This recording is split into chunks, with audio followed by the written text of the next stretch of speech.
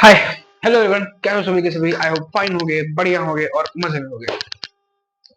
तो स्टार्ट करते हैं आज की इस वीडियो को without wasting any time. Delhi 12th to 15th century was the chapter. History का चैप्टर नंबर 3 जो है वो हमारा बेसिकली चल रहा था। इस चैप्टर में हमने कुछ कुछ चीजें डिस्कस कर ली हैं। आज इस चैप्टर की थ्योरी हम खत्म कर लेंगे। ठीक है, चलते हैं, स्टार्ट करते हैं। लेकिन उससे पहले एक बार पूरा रिकॉल कर लेते हैं कि हमने बेसिकली इस चैप्टर में कितनी सारी चीजें पढ़ ली हैं। चैप्टर स्टार्ट करते ही हमने देखा, क्या देखा, क्या देखा, चैप्टर स्टार्ट करते थे हमने सबसे पहले देखा कि दिल्ली, सबसे पहले हमने दिल्ली की सिग्निफिकेंस को समझा कि दिल्ली जो है, जो उस टाइम की दिल्ली जो थी, तो अभी भी दिल्ली ही है, लेकिन बोलने का स्टाइल चेंज हो गया, हम उसको दिल्ली बोलते हैं। ठीक है, तो दिल्ली जो है उसकी कितनी सेंट्रल पोजीशन थी इंडिया में, इसके चलते जो फॉरेन इन्वेडर्स थे उनके लिए दिल्ली जो थी वो एक मेन टारगेट होती थी। क्यों? क्योंकि दिल्ली एक तरह से एडमिनिस्ट्रेटिव सेंटर था, कहाँ का, पूरे इंडिया का। ठीक है, तो हमने देखा, उसके बाद हमने देखा कि कौन कौन सी डायनेस्टीज ऐसी थी जिन्होंने दिल्ली पे रूल किया। तो तुगलक डायनेस्टी थी, खिलजी डायनेस्टी थी, पालास थे, पालास थे, चौहान थे, ये सारी डायनेस्टीज थी जिन्होंने दिल्ली पे रूल किया। ठीक है, फिर हमने स्टार्ट की बात करना एडमिनिस्ट्रेशन की, कि दिल्ली में एडमिनिस्ट्रेशन किस तरह से हैंडल होता था। तो हमने देखा कि एडमिनिस्ट्रेशन के लिए बंदगन एक पर्टिकुलर, मतलब कुछ एक स्लेव्स रखे जाते थे जो एडमिनिस्ट्रेशन को हैंडल करते थे। उन स्लेव्स को कहा जाता था बंदगन। ठीक है, उसके बाद हमने पूरा डिटेल में समझा था कि बंदगन क्या होते थे, किस तरह की उनकी ड्यूटीज होती थी। ठीक है, कौन कौन से एरियाज उनको डिवाइड करके दिए जाते थे, वो सारी चीजें हमने लास्ट वाली वीडियो में देख ली थी। उस टॉपिक को हमने आधा छोड़ा था, उस टॉपिक को कंटिन्यू करता है। ठीक है, उस टॉपिक में हमने कितना पढ़ा था, वो टॉपिक हमने स्टार्ट किया था, यहां से लोग टॉपिक स्टार्ट है, पेज नंबर 33। पेज नंबर 33 से ये टॉपिक स्टार्ट है, इतना कवर किया था हमने। फिर ये पढ़ा, ये पढ़ने के बाद यहाँ पे आए पेज नंबर 35 पे। हाँ, पेज नंबर 35 पे आए, और पेज नंबर 35 पे आने के बाद हमने ये वाला पैराग्राफ पढ़ लिया था। नेक्स्ट पैराग्राफ पे स्टार्ट करते हैं।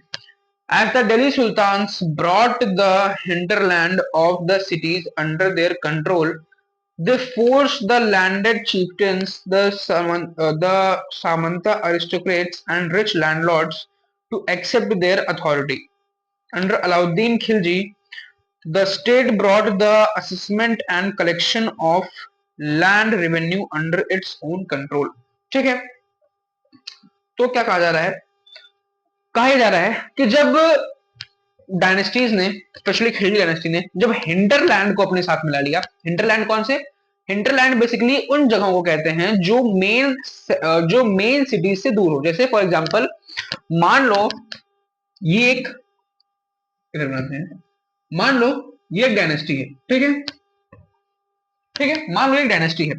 अब इस डायनेस्टी में जो कैपिटल सिटीज हैं, जो इंपॉर्टेंट सिटीज हैं, मेजर इंपॉर्टेंट सिटीज, मान लो वो इधर हैं, इधर हैं, इधर हैं। ठीक है, तो जो इन सिटीज से दूर का एरिया होगा, ठीक है, जो इन सिटीज से दूर का एरिया, जैसे मान लो ये वाला एरिया, तो इन एरिया को कहा जाता था हिंटरलैंड। मतलब जो मेन सिटीज से दूर होते थे, जो मेन सिटीज होती थी किसी डायनेस्टी की, उनसे जो दूर वाली जगह होती थी, उनको कहा जाता था हिंटरलैंड। तो खिलजी डायनेस्टी के अंदर जब हिंटरलैंड को अपने साथ मिला लिया गया, मतलब इस पूरे पार्ट को एक कर दिया गया, तो जो लैंड होल्डिंग अरिस्टोक्रेट्स थे, जो सामंतास थे, जिनको जिम्मेदारी दी गई थी, उनको क्या किया गया, उनके जो कह सकते हैं कि उनकी जो पावर्स थी, उन पावर्स को कंसोलिडेट कर दिया गया, उन पावर्स को लिमिट कर दिया गया। ठीक है, जैसे जो रेवेन्यू कलेक्शन होता था, वो रेवेन्यू कलेक्शन स्टेट ने अपने हाथ में ले लिया। मतलब अब वो रेवेन्यू कलेक्ट करने का काम सामंतास के हाथ में नहीं रह गया, वो स्टेट ने अपने अंडर में ले लिया। ठीक है,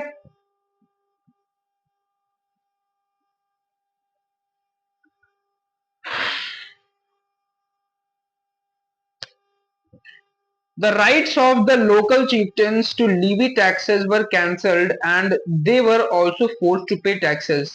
The Sultan's administrators measured the land and kept careful accounts. ठीक है, तो अब होने क्या लगा कि बेसिकली जो टैक्सेस कलेक्ट करने की जिम्मेदारी थी वो उन लैंडलॉर्ड से ले ली गई, और जो अकाउंट्स सुल्तान अपॉइंट करते थे वो अकाउंट्स पूरी चीजें देखते थे कि किससे कितना रेंट लेना है, क्या सारी चीजें एडमिनिस्ट्रेशन में हैंडल करनी है, वो सारी चीजें वो अकाउंट्स देखते थे, अकाउंटेंट्स देखते थे जो सुल्तान हायर करता था। और इसी के साथ साथ क्या देखने को मिला, इसी के साथ साथ जो लैंडलॉर्ड्स थे अब उनको भी फोर्स किया जाने लगा टैक्स पे करने के लिए। पहले जो लैंडलॉर्ड्स, पहले क्या होता था कि जो लैंडलॉर्ड्स टैक्सेस को कलेक्ट करते थे वो खुद टैक्सेस पे नहीं करते थे, लेकिन जब से ये चेंजेस इंट्रोड्यूस किए गए अंडर अलाउद्दीन खिलजी, उस टाइम पे क्या, उससे उसके बाद से क्या हुआ कि सबसे पहले तो क्या हुआ कि जो लैंड होल्डर्स थे उनसे रेवेन्यू कलेक्ट करने का जो राइट था वो उनका वो कैंसिल कर दिया गया। दूसरी चीज, जो लैंड होल्डर्स थे उनको भी अब टैक्स पे करना पड़ता था, ठीक है, उनको भी अब टैक्स पे करना उनको लीगली बाइंड कर दिया गया था।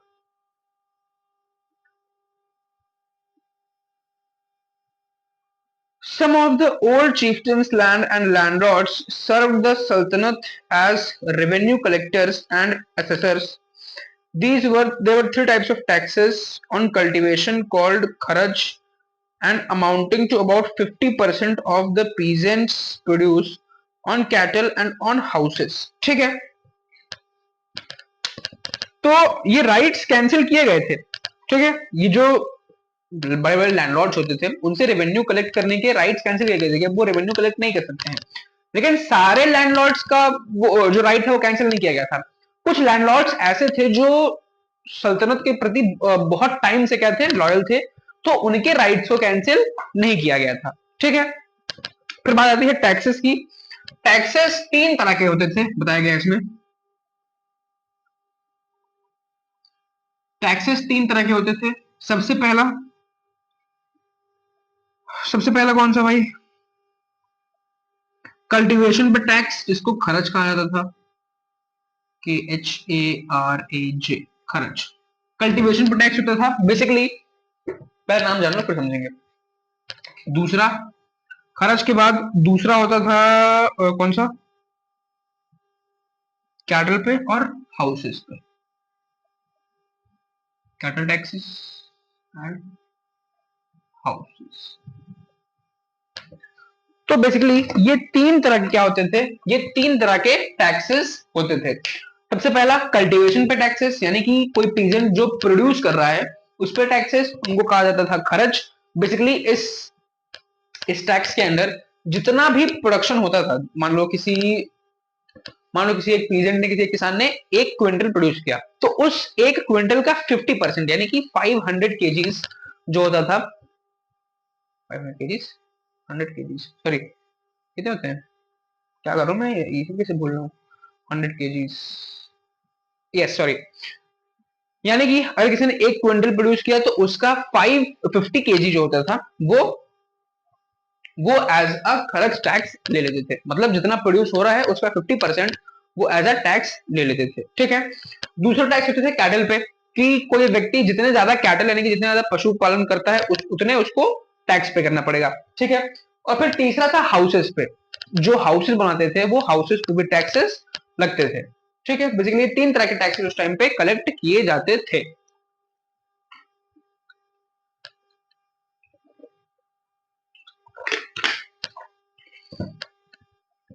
आगे चलते हैं।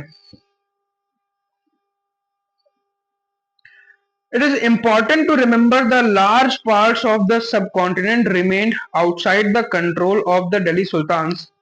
It was difficult to control distant provinces like Bengal from Delhi, and soon after annexing southern India, the entire region became independent.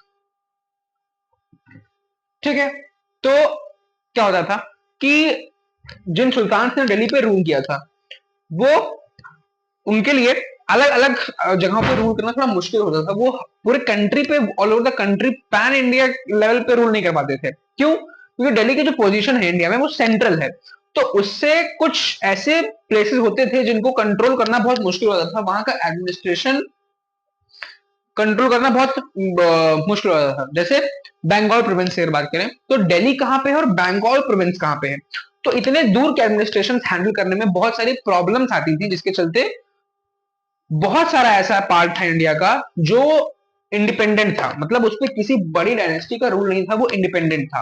क्यों? क्योंकि बड़ी डायनेस्टीज वहां तक पहुंच ही नहीं पा रही थी, वहां तक अपनी एडमिनिस्ट्रेशन एक्सपेंड नहीं कर पा रही थी।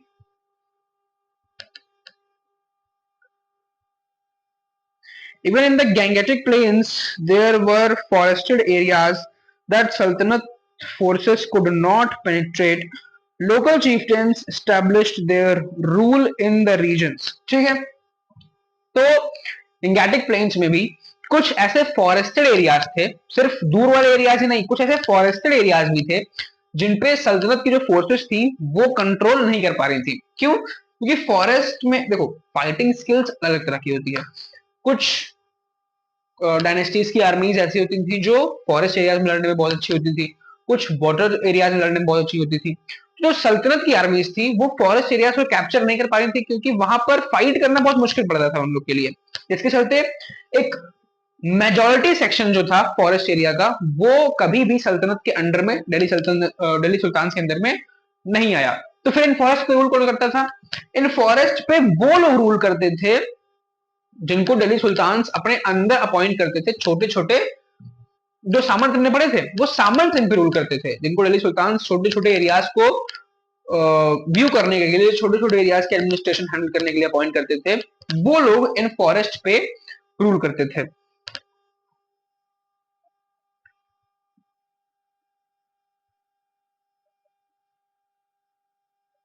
आ गया।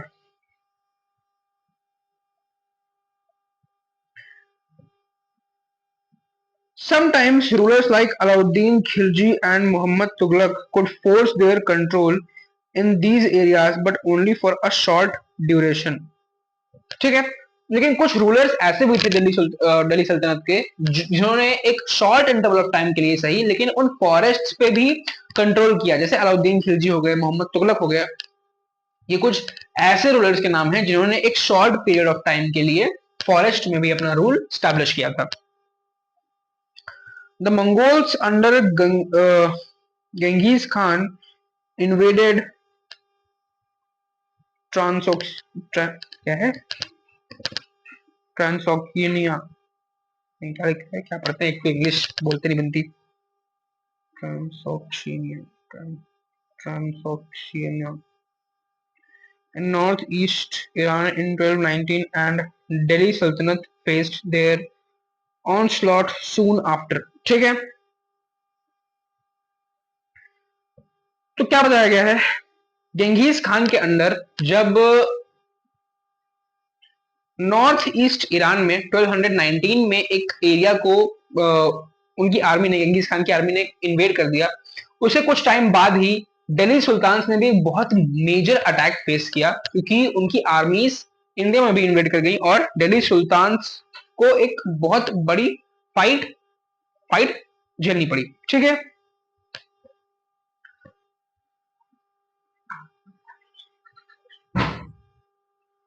Mongol attacks on the Delhi Sultanate increased during the reign of Alauddin Khilji and in the early years of Muhammad Tughlaq's rule. This forced the two rulers to mobilize a large standing army in Delhi, which posed a huge administrative challenges। ठीक है, जो Mongols थे उन Mongols का attack Delhi पे permanently होता रहा, लेकिन ये अटैक्स अलाउद्दीन खिलजी और मोहम्मद तुगलक के टाइम पे बहुत ज्यादा इंक्रीज हो गए। तो इन मंगोल्स के अटैक को फाइट बैक करने के लिए मोहम्मद तुगलक और अलाउद्दीन खिलजी को एक बड़ी आर्मी स्टैब्लिश करनी पड़ी, कहां पर, दिल्ली के अंदर, जिसके चलते उनका जो एडमिनिस्ट्रेटिव बैलेंस था वो एडमिनिस्ट्रेटिव बैलेंस थोड़ा हिल गया। क्यों? क्योंकि उनका जितना भी रेवेन्यू आता था उसका मैक्सिमम जो होता था परसेंटेज, उस रेवेन्यू का मैक्सिमम परसेंटेज कहां चला जाता था, उस आर्मी को स्ट्रेंथन करने में, ताकि वो मंगोल्स के अटैक हुआ कर सके, मंगोल्स के अटैक को सस्टेन कर सके। नेक्स्ट टॉपिक है द सल्तनत in the 15th and 16th centuries।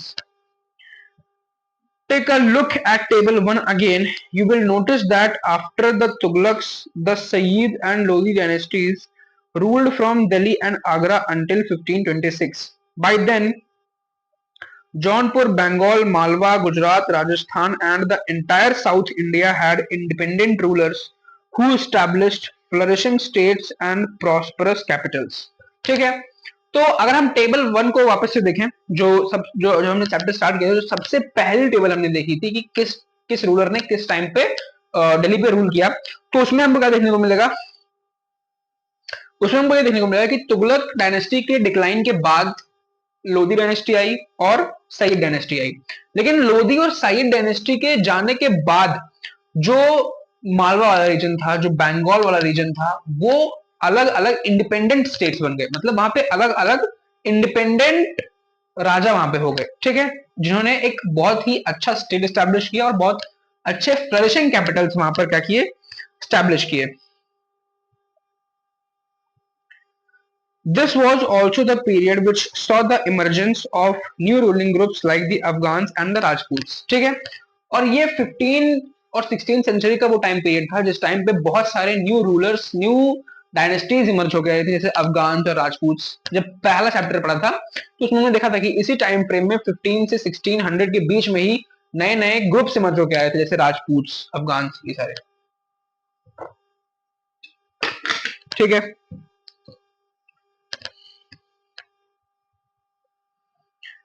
Some of the states established in this period were small but powerful and extremely well administrated. Sher Shah Sur 1540 to 1545 started his career as the manager of a small territory for his uncle in Bihar and eventually challenged and defeated the Mughal Emperor Humayun 1530 to 1540, 1555 to 1566, ठीक है। तो इस time frame में बहुत सारे नई नई dynasties emerge होकर आ रही थी जो छोटी थी लेकिन पावरफुल थी। जैसे एग्जांपल दिया गया है शेर शाह सूरी का, सूरी डायनेस्टी, ठीक है। तो शेर शाह सूर बेसिकली जो थे वो अपने अंकल के यहाँ, जो अपने अंकल के यहाँ नहीं, एक बिहार प्रोविंस के एक छोटे से एडमिनिस्ट्रेटर थे, लेकिन उन्होंने इवेंचुअली अपनी पावर को ग्रो किया, अपनी पावर को एक्सपैंड किया और आगरा वाले रीजन में मुगल एम्पायर हुमायूं को हरा के वहां का रूल अपने हाथ में ले लिया। Sher Shah captured Delhi and established his own dynasty. Although the Sur dynasty ruled for only 15 years, it introduced an administration that borrowed elements from Alauddin Khilji and made them more efficient. ठीक है, तो वही कहा गया है कि शेरशाह सूर ने दिल्ली को हुमायूं से ओवरटेक कर लिया, मतलब दिल्ली से हुमायूं को हटा के अपनी कंट्रोल कर ली दिल्ली में, और वहां पर अपनी खुद की डायनेस्टी स्टैब्लिश की, सूर डायनेस्टी। लेकिन ये सूर डायनेस्टी ज्यादा टाइम तक चल नहीं पाई, सिर्फ 15 ईयर्स तक ये डायनेस्टी चली। उसके बाद इस डायनेस्टी को वापस से ओवरथ्रोन कर दिया गया बाय अकबर, ठीक है। शेर शाह सूरी का जो मॉडल था, शेर शाह सूरी का जो मॉडल था, मॉडल ऑफ एडमिनिस्ट्रेशन था, वो मॉडल ऑफ एडमिनिस्ट्रेशन के कुछ एलिमेंट्स अलाउद्दीन खिलजी के मॉडल ऑफ एडमिनिस्ट्रेशन से उठाए गए थे और उनको और बेटर करके अपने एलिमेंट में, अपने मॉडल में उन्होंने यूज किया था, ठीक है, जिसके चलते उनका मॉडल और इफिशिएंट और पावरफुल था।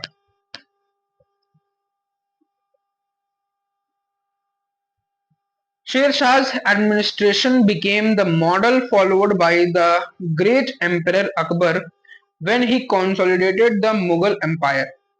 Sher Shah's administration became the model of Akbar.